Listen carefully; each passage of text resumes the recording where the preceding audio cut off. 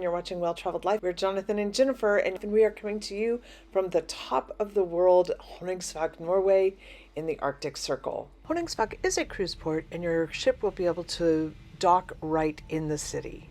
This is clearly a working harbor. Fishing boats, icebreakers, and expedition ships all come into town. And the town has more to explore than just the North Cape. Come with us as we explore the small city of Honningsvåg and life in the Arctic.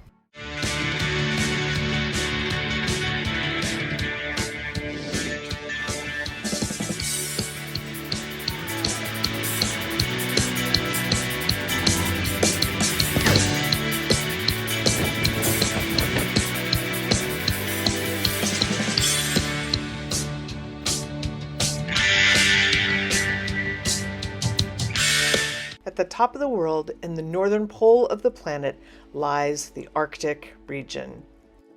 8 countries have some portion of their territory in the Arctic Circle.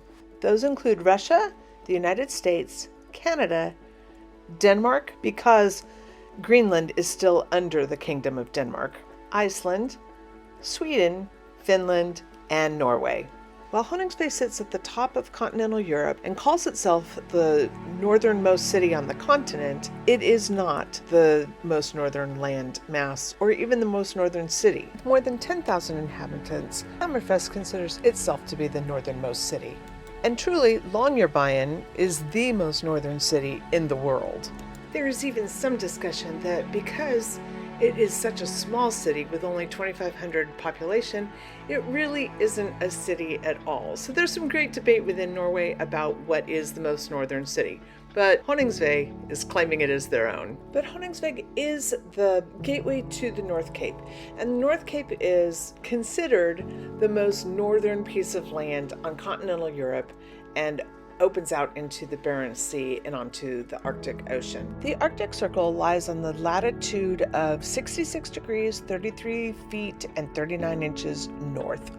And Nordkapp is at 71 degrees north, so it is inside the Arctic Circle. Even though it's on the island of Makaroya, it is also the furthest point in the continent of Europe that you can drive to on a public road, the E69.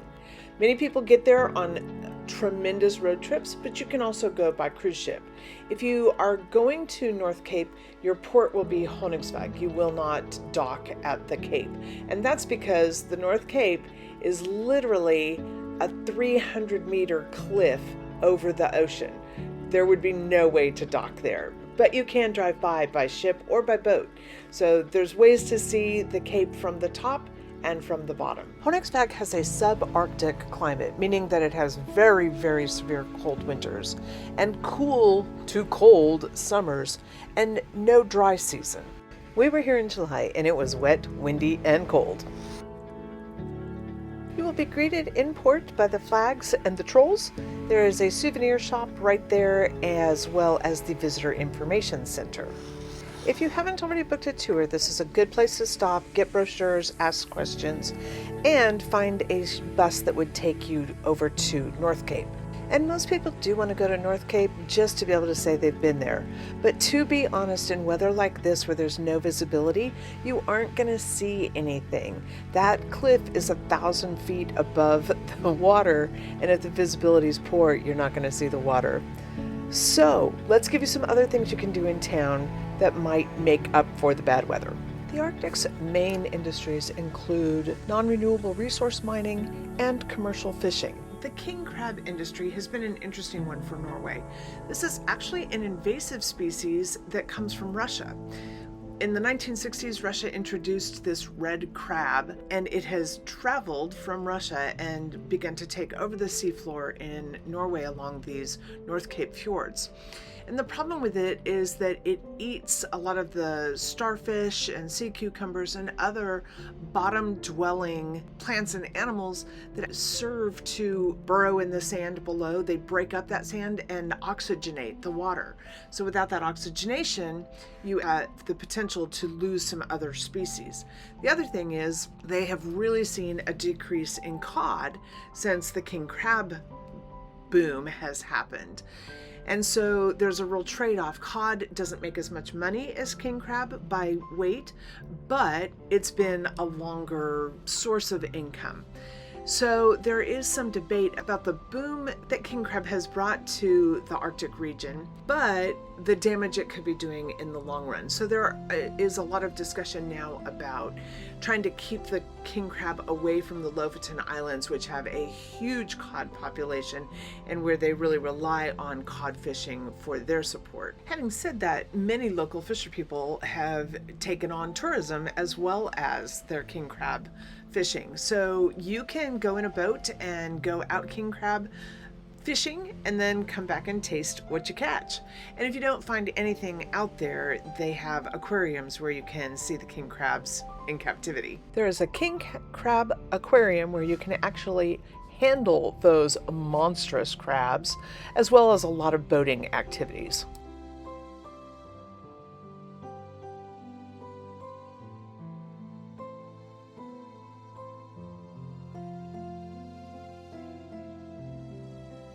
Hey, quick tip. While you're walking around the harbor, look down. Check out the water and you will see those bottom dwellers that I was talking about, and you'll see how prolific they can be and imagine what that crab population is doing to them.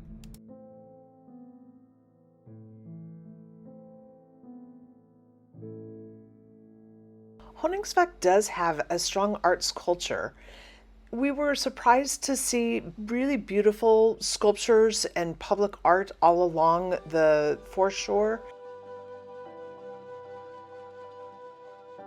There are also galleries in town and even an exhibition at the visitor center.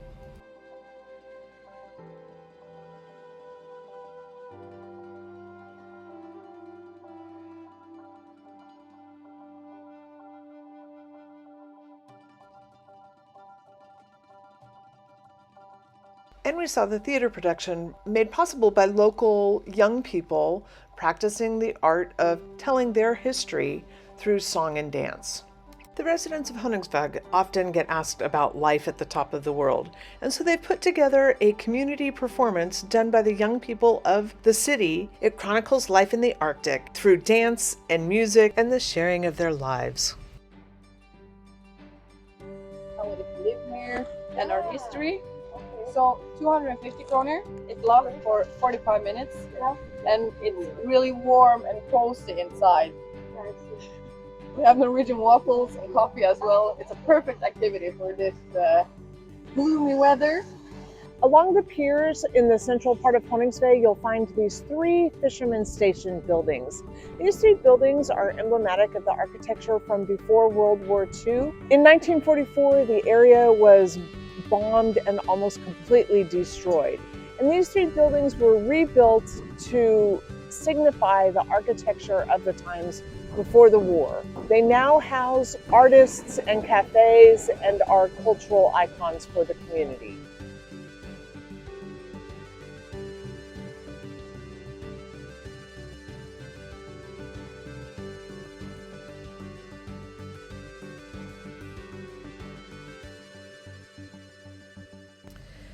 And for more fun, why not say you had a beer in an Arctic brewery at the Sjogata pub?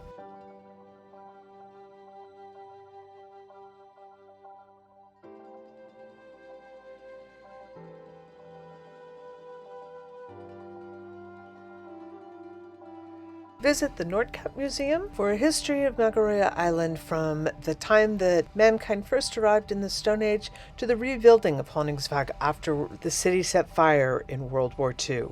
You'll also find temporary exhibitions by local and international artists and a permanent exhibit that examines the development of the fishing and marine industries in the area.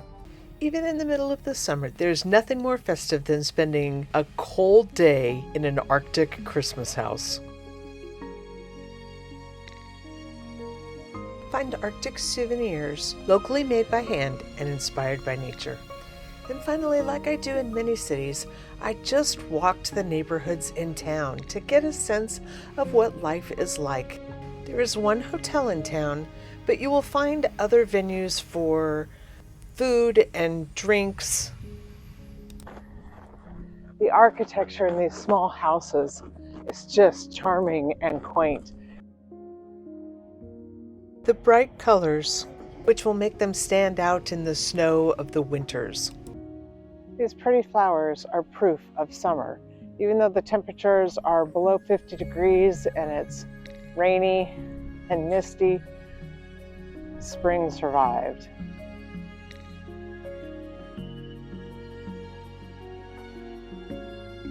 And up here at the top of the world, maybe the best way to see it is from the sea.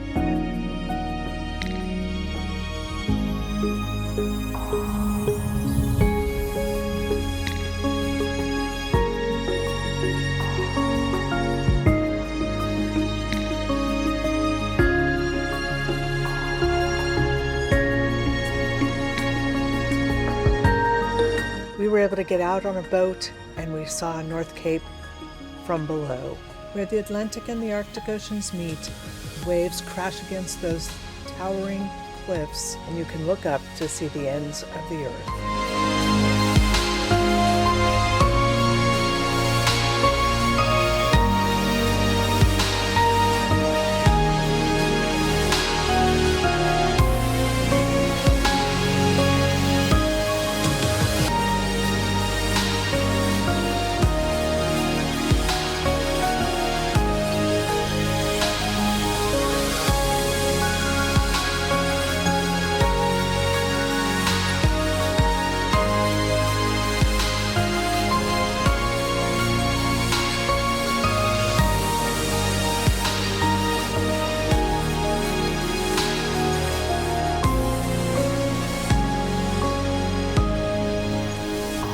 We'll close out this video from the Arctic, from the land of the midnight sun, where throughout this time, a full 24 hours, the sun never sets.